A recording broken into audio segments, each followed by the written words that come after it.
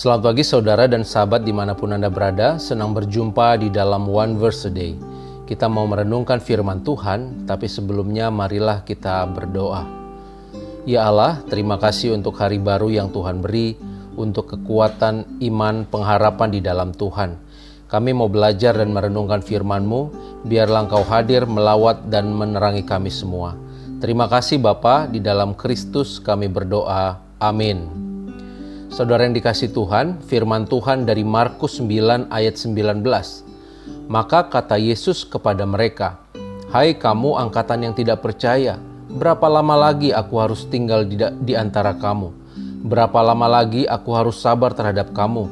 Bawalah anak itu kemari." Sahabat, ayat bacaan kita hari ini merupakan bagian dari kisah Yesus mengusir roh dari seorang anak yang bisu. Suatu hari ada seorang yang membawa anaknya yang kerasukan roh dengan kondisi yang sangat parah sampai bisu saudara dan kejang-kejang. Sebelumnya orang tersebut sudah meminta kepada murid-murid Yesus untuk mengusir roh jahat tersebut, tetapi mereka tidak dapat melakukannya. Itu sebabnya Yesus menegur murid-muridnya yang tidak dapat melakukan pengusiran roh jahat karena tidak percaya. Yesus berkata kepada mereka, "Hai kamu angkatan yang tidak percaya, berapa lama lagi aku harus tinggal di antara kamu? Berapa lama lagi aku harus sabar terhadap kamu?" Saudara, ketika Yesus ada di hadapan anak itu, maka roh jahat itu menyiksa si anak.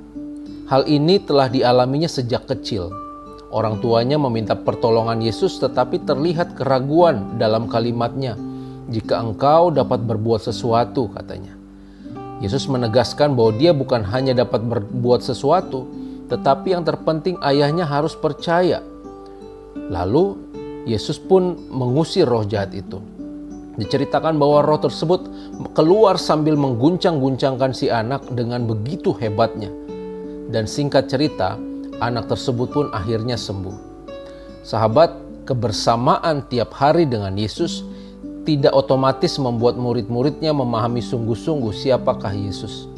Percaya bahwa Yesus adalah Tuhan yang berkuasa atas segala sesuatu, ini menjadi hal yang terutama.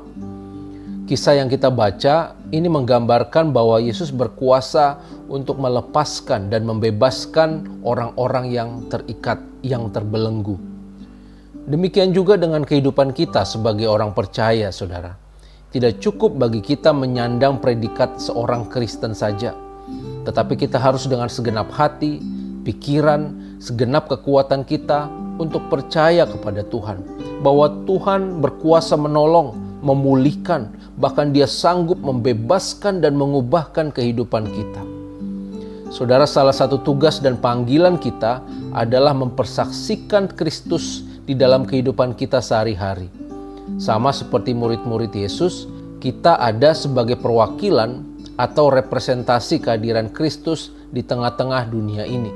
Bagaimana kasih, sifat, kebesaran, dan wibawa Kristus itu tercermin dalam kehidupan kita sehari-hari.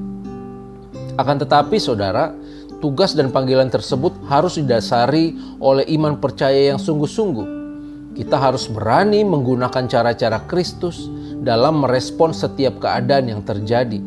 Kita harus menggunakan cara pandang seperti Kristus memandang segala sesuatu. Di tengah-tengah dunia yang selalu menarik dan menawarkan nilai-nilai serta cara pandangnya, maka kita harus terus berjuang dengan sebaik-baiknya untuk tetap berjalan di jalan Tuhan. Sahabat, semakin kita teguh percaya, maka semakin besar pula Allah bekerja dalam kehidupan kita. Bukan karena kita hebat, kita baik, kita mampu dalam percaya, bukan saudara. Tetapi karena di dalam orang-orang yang sungguh percaya, Allah lah yang berdaulat, Allah yang memerintah, Allah yang berkuasa. Manusia hanya dapat melakukan apa yang ia dapat lakukan, tetapi Allah akan menyatakan perbuatannya yang besar di dalam orang-orang yang sungguh percaya dan mengandalkan Dia. Saudara, sahabat semua, saya percaya Tuhan dapat memakai kita menjadi saksi yang menyatakan kemuliaan Tuhan. Kita menjadi alat Tuhan dalam menyatakan kasih dan damai sejahtera Allah di berbagai tempat dan situasi. Setiap perkataan, sikap, perbuatan, serta talenta yang Tuhan berikan kepada kita, itu dapat dipakai Tuhan untuk menyatakan kebesaran-Nya, serta menuntun orang lain mengalami perjumpaan dengan Tuhan, serta mengalami damai dan sejahtera-Nya. Kiranya Roh Kudus menolong dan memampukan kita dalam memenuhi panggilan tersebut. Amin. Mari kita berdoa.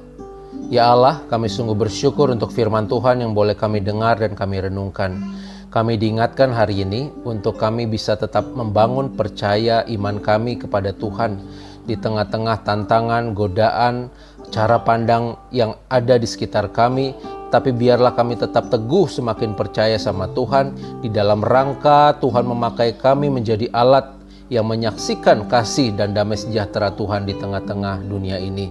Terima kasih Bapa, pegang tangan kami untuk memenuhi panggilan-Mu. Di dalam Kristus kami berdoa. Amin.